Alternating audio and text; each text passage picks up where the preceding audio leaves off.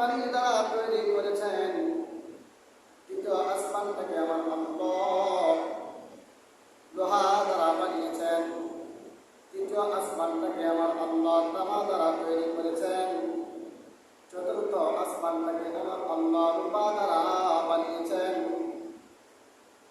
পঞ্চম আসমানটাকে আমার আল্লাহ স্বর্ণ দ্বারা তৈরি করেছেন। ষষ্ঠ আসমানটাকে আমার আল্লাহ ইয়াকুত পাথরের দ্বারা তৈরি করেছেন। সপ্তম আসমানটাকে আমার আল্লাহ নূরের পাথরের দ্বারা তৈরি করেছেন। সপ্তম আসমান থেকে সিদরাতুল মুনতাহা পর্যন্ত হলো ইহজগৎ। তারপরে বিষয়টা ভিন্ন। তো পাতাল বলি থেকে সিদরাতুল মুনতাহা পর্যন্ত হলো ইহজগৎ।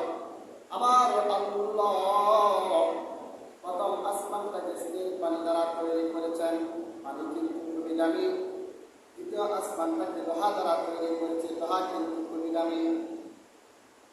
আল্লাহ রাব্বুল আলামিন তৃতীয় আসমানটাকে তামা দ্বারা বানিয়েছেন। তামা কিন্তু খুবই দামি। তামার চেয়ে তামাকে দামি কিন্তু রূপার চেয়ে দামি কিন্তু স্বর্ণ। স্বর্ণের চেয়ে দামি ইয়াকুত পাথর।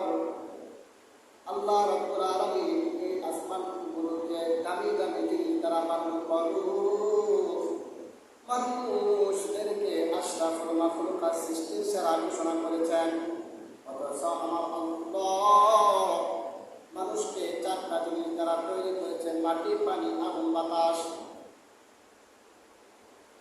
মাটির চেয়ে মূল্য বেশি স্বর্ণের, মাটির চেয়ে মূল্য বেশি রূপার, মাটির চেয়ে মূল্য বেশি ইয়াকুত পাথর।